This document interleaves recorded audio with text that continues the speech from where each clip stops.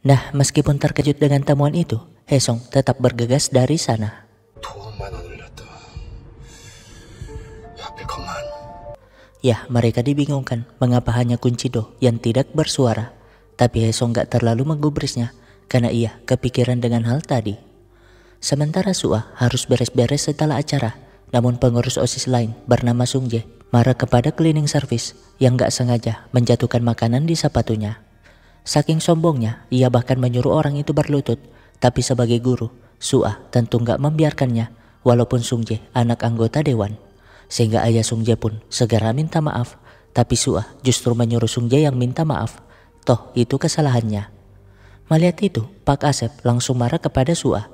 Sehingga masalah pun terselesaikan. Di mana cleaning service tadi gak sengaja menemukan kartu yang terjatuh dari kantong Sungjae, memberikannya kepada Sua. Myongjo sendiri memperhatikan piano tersebut sambil tersenyum, tanda kalau ia tahu Hesong masuk ke sana tadi. Tinggal teka-teki hantu keempat yang tak seorang pun tahu ceritanya. Yah, data pribadinya di komputer Myongjo tadi jadi bukti kalau Myongjo lah yang meminta badan intelijen mengirim Hesong untuk mencari emas batangan itu. Masalahnya sekarang Hesong harus mencari tahu siapa mata-matanya, apakah si Kim, Jinsang, Udin dan Wati atau Burhan. Ia sih nggak mau percaya kalau Burhan pelakunya, tapi satu-satunya orang yang tahu nama aslinya di intelijen hanyalah Burhan. Makanya pikirannya kacau, bagaimana mungkin orang yang dianggapnya ayah sendiri mengkhianatinya. Besoknya Sua pun mencoba memecahkan teka-teki piano itu, mencoba menghilangkan lirik dari nada do yang hilang. Tapi hasil kalimatnya malah nggak ada artinya. Dan setelah berpikir berjam-jam, ia pun baru teringat kalau dalam kisah hantunya tuh yang meninggal adalah perempuan. Mencoba menghilangkan nada do khusus di bagian piano yang dimainkan perempuan. Dan memang benar, itulah maksud dari teka-tekinya.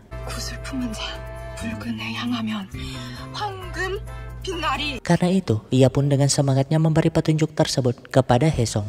Tapi bukannya senang, Hesong malah nggak peduli. Jadinya Sua pun mengajaknya mabok.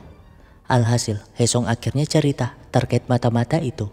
Sehingga Sua pun menghiburnya, memastikan kalau masih ada dirinya, satu-satunya orang yang dapat Hesong percaya. Membuat Hesong akhirnya tersenyum kembali. Nah, di jalan pulang, Sua mulai bertanya mengapa Hesong pakai bahasa santai kepadanya, padahal mereka belum tahu siapa yang lebih tua. Namun, 정확히는 초등학교 2학년 때? ya, Hesong akhirnya mengungkap bahwa dirinya adalah orang yang dianggap musuh bebuyutan Bongja. Kan, si Sua sangat terkejut. Bagaimana mungkin Siun yang tiba-tiba pindah sekolah dulu muncul kembali secara tidak terduga. Bahkan mereka tetanggaan sejak lama. Ia pun sok-sok pamit pergi, padahal mah ia sangat senang. Begitupun Hesong. Tapi sekarang bukan waktunya Hesong mengurus kisah cintanya, karena ia harus mencari siapa mata-mata di badan intelijen. Besoknya Yena nampak gelisah karena semalam tuh ia nggak sengaja mendengar Sungjae yang terima kasih kepada ayahnya. Karena meskipun lomba matematika belum digelar, Sungjae tetap akan mendapat peringkat, atau dengan kata lain, peringkatnya sudah ditentukan. Karena itu ia pun mencari Sungjae untuk memastikannya. Sementara Sua penasaran dengan kartu yang dijatuhkan Sungjae ke Mal. Ya, sekarang Sungjae lagi pusing mencari kartu yang sangat penting itu di ruang OSIS. Namun Yena yang datang langsung menanyakan hal semalam. Awalnya Sungjae nggak mau ngejawab, tapi karena Yena terus menekannya. 분명 네가 먼저 물어봤다. Ya, kartu itu mengarahkan Sua ke website rahasia di mana peringkat siswa sudah ditentukan sebelum lomba maupun ujian akhir dimulai. Membuatnya sangat terkejut. Di mana Sungjae menjelaskan semuanya, termasuk meledek Yena yang selama ini merasa pintar. Padahal peringkat pertama itu sudah diatur ibu Yena. Masalahnya sekarang, Myongjo melacak kalau Sua membuka website tersebut. Yang artinya Sua bisa saja dalam bahaya. Hesong sendiri sibuk memasang pelacak di mobil Myongjo. Dan mendapat telepon dari Sua, ia pun menemuinya. Nah, mendengar masalah itu, Hesong minta maaf karena ia harus fokus dengan misinya. Padahal mah, ia fokus mengawasi kemana Myongjo pergi. Tapi tahu kalau adiknya belajar mati-matian demi lomba yang gak lama lagi, Hesong jelas kepikiran bagaimana mungkin ia membiarkan adiknya ini berjuang dengan hasil yang sudah ditentukan orang dalam. Malamnya, Sua tinggal di sekolah demi mengumpulkan bukti kecurangan lomba itu. Sementara Myongjo protes kepada ayah Sungjae yang teledor sehingga Sua tahu masalah tersebut. Tapi semuanya sudah terjadi. Toh Myongjo sudah menanganinya. Gak sadar kalau Haesung menyadap percakapan mereka. Ya, Myongjo sudah memblokir website tersebut. Tapi Sungjae malah membocorkan kalau Yena juga tahu itu. Bahkan ia sudah menjelaskan semuanya. 솔직히 재수없는 느낌? 학교에서 걔 말 되게 많이 나와요. 싸가지 없다고. 승재. Lah, ia malah menjelekkan Yena di hadapan ibunya. Untung ayahnya menegur, segera minta maaf karena ia tahu betul arti senyuman Myongjo. Segera mengalihkan pembicaraan dengan membahas Sua. Kan Haesung jadi panik, takutnya Sua dalam bahaya. Tapi tahu Sua masih di sekolah, ia pun segera menyusul ke sana. Nah, setelah ayah Sungjae pulang, ya, Myongjo menunjukkan kemarahan seorang ibu yang gak akan membiarkan orang lain menjelekkan putrinya, membuat Sungjae benar-benar bertobat. Sedangkan Haesung sangat lega melihat Sua baik-baik saja, dan karena kecurangan itu juga menyangkut adiknya, Haesung pun setuju membantu Sua. Alhasil, Sua pun cerita alasan ia mati-matian membela keadilan di sekolah itu, karena si headset Pink dikeluarkan dari sekolah dulu setelah dijebak dalam pencurian lembar jawaban soal. Sehingga sejak saat itu, ia pun berjanji akan menegakkan keadilan di sekolah itu bagaimanapun caranya. Nah, biar aman, Haesung pun mengajaknya menyelidiki kasus itu di rumahnya. Sekali-kali menunjukkan kode-kode cinta, di mana paginya semuanya pun jadi jelas kalau anak-anak yang sudah diatur menang lomba dan masuk peringkat sekolah akan menjadi bagian dari proyek kota pendidikan, dan dalangnya adalah Myongjo. Alhasil, Haesung pun kembali ke markas, menjelaskan kepada Udin dan Wati tentang kasus itu. Namun Burhan yang datang langsung mengajak Haesung keluar. Marah, harusnya Haesung tuh fokus saja dengan emas itu. Kan Haesung jadi tambah curiga, mengapa Burhan terobsesi dengan emas tersebut. Tapi si Kim yang muncul membuat percakapan mereka terhenti, menunjukkan berita kalau proyek pendidikan itu ditunda, yang berarti Myongjo juga pusing mencari emas batangannya. Dan itu berhubungan dengan skandal yang ada di sekolah tersebut.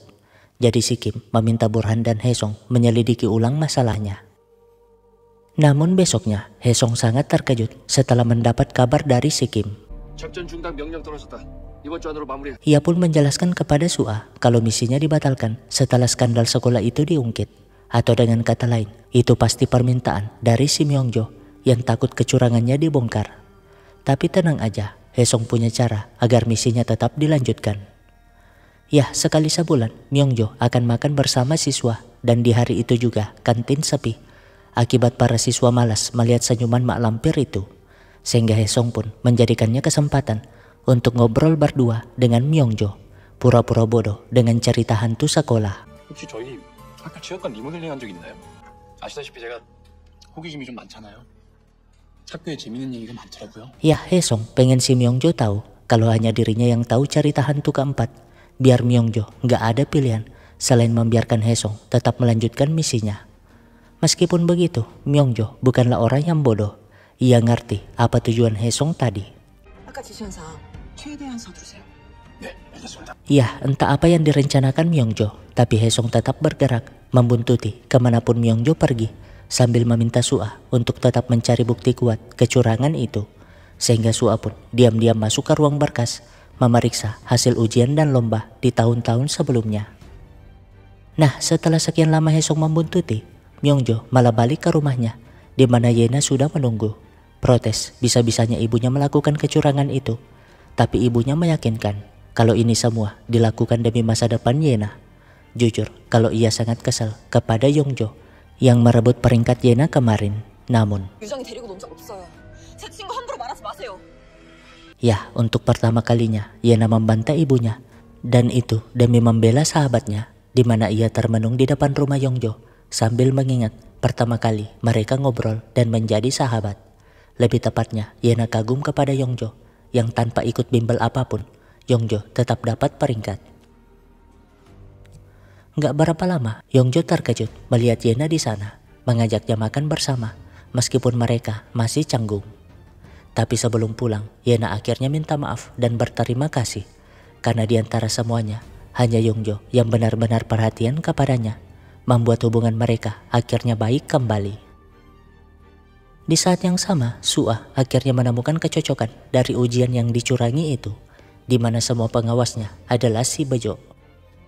Karena itu, ia segera ke rumah Hesong, tapi rumah Hesong sudah berantakan lalu. Gak berapa lama, Hesong yang kembali sangat terkejut melihat rumahnya begitu, apalagi Suah sudah tidak sadarkan diri di sana.